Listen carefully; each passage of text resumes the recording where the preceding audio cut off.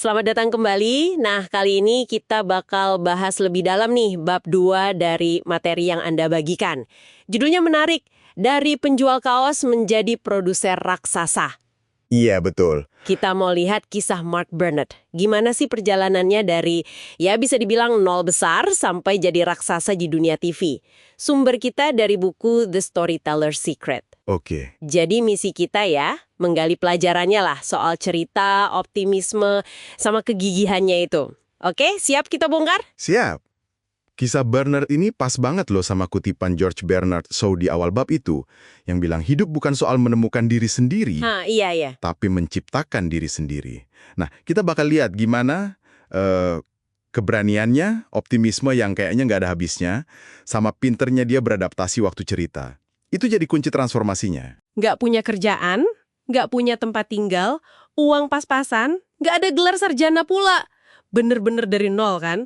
Benar-benar dari nol. Tapi modalnya tuh loh, optimis sama percaya diri banget.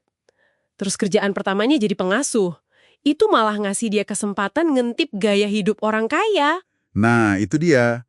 Terus dia mulai bisnis pertamanya, jualan kaos. Iya, yang kaos harga $18 itu ya. Padahal modalnya cuma $2. Beli di Pantai Venice. Betul. Dan jualnya pun unik. Karena nggak mampu sewa stand, dia nyewa, sebagian pagar aja gitu. Wah, kreatif ya dari awal. Di sini nih kelihatan banget, insting ceritanya mulai jalan. Dia itu, gimana ya, nggak cuma jual barang, tapi jual cerita. Maksudnya gimana tuh? Dia cepat belajar. Kalau ketemu pelanggan yang kelihatan analitis, dia fokusnya ke fakta. Kualitas bahan kaosnya gimana, dibuatnya gimana. Tapi kalau ketemu yang lebih emosional, Oh, beda lagi. beda lagi. Dia cerita soal inspirasi di balik desainnya, atau gimana rasanya pakai kaos itu. Dia sadar banget, pelanggan itu beli dari orang yang bikin mereka nyaman. Jadi kenyamanan itu dibangun lewat cerita yang pas gitu ya? Persis, cerita yang nyambung sama si pembeli.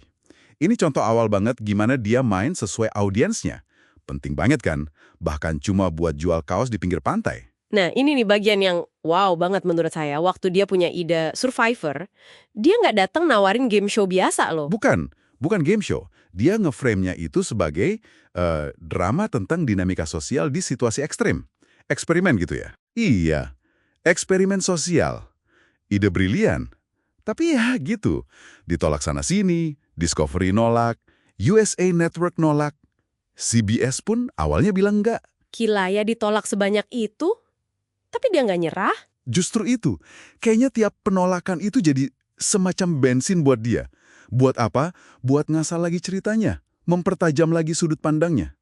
Jadi belajar dari penolakan. Betul. Puncaknya pas ketemu Les Moonves di CBS. Orang penting banget tuh di sana waktu itu. Burnett masuk, pede banget, terus dia ngelakuin sesuatu yang, wah, nekat sih. Yang soal majalah Newsweek palsu itu kan? Itu dia. Dia kasih majalah Newsweek palsu, tapi di sampulnya ada Survivor. Bayangin coba keberaniannya. Susah ngebayanginnya, berani banget. Nah, itu bukan cuma gimmick iseng. Itu nunjukin apa yang disebut Solomon Snyder sebagai prinsip keberanian, keyakinan kuat sama ide sendiri, walau semua orang ragu, dan berani nunjukin itu. Dan soal framing tadi itu ya, dari game show jadi drama sosial. Penting banget itu. Gimana cara kita membungkus ide itu bisa membuka pintu yang tadinya ketutup rapat. Rahasia pencerita di bab ini jelas. Yakin sama ide, kerja keras ngasah cerita, dan lihat penolakan sebagai peluang. Ini nyambung juga ya sama konsep optimis definitifnya Peter Thiel. Burnett itu bukan tipe orang yang cuma berharap masa depan lebih baik. Tapi dia aktif, berusaha mewujudkannya. Betul sekali. Dia menciptakan masa depannya. Bahkan setelah sukses gede sama Survivor pun, ide-ide barunya kayak The Apprentice, The Voice, sampai miniseri The Bible itu, selalu aja ada yang skeptis di industri. Bener banget. Proyek The Bible itu contoh bagus. Banyak yang bilang, wah, susah ini, mahal, topiknya sensitif lagi. Tapi buat Burnett itu kayak panggilan jiwa, bukan cuma bisnis. Dan hasilnya? Hasilnya 100 juta penonton loh. Ini nunjukin optimismenya itu bukan cuma di mulut, tapi aktif, berani ambil resiko karena keyakinan dari dalam. Jadi optimisme sama keberanian ini bukan sesuatu yang otomatis ada gitu ya. Ya, Tapi pilihan sadar, saya rasa gitu ya. Poin krusialnya adalah Barnett itu secara sadar memilih untuk nulis sendiri narasi hidupnya. Dia percaya dia bisa bikin yang kelihatan mustahil jadi nyata. dan dia jalan terus walau jalannya belum jelas banget. Dia percaya sama intuisinya, sama panggilan itu tadi. Oke, jadi kalau kita tarik benang merahnya nih dari kisah Mark Barnett ini, apa artinya buat Anda, para pendengar? Ini soal kekuatan kita untuk memilih dan menciptakan cerita kita sendiri kan? Betul. Terus pentingnya cerita yang adaptif, gimana kita membingkai ide kita itu bisa jadi sama pentingnya sama idenya sendiri. Dan ya, tentu saja soal optimisme yang gak gampang nyerah. Dan melihat penolakan itu bukan akhir dunia, tapi batu loncatan.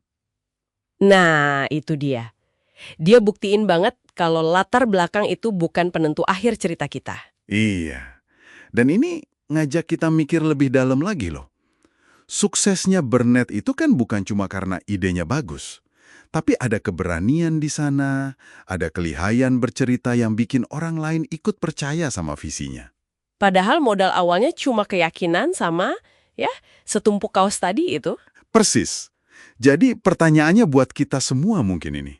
Cerita apa sih yang sedang Anda pilih untuk Anda tulis? Tentang diri Anda, tentang ide-ide Anda saat ini. Pertanyaan bagus buat direnungkan. Coba pikirkan itu.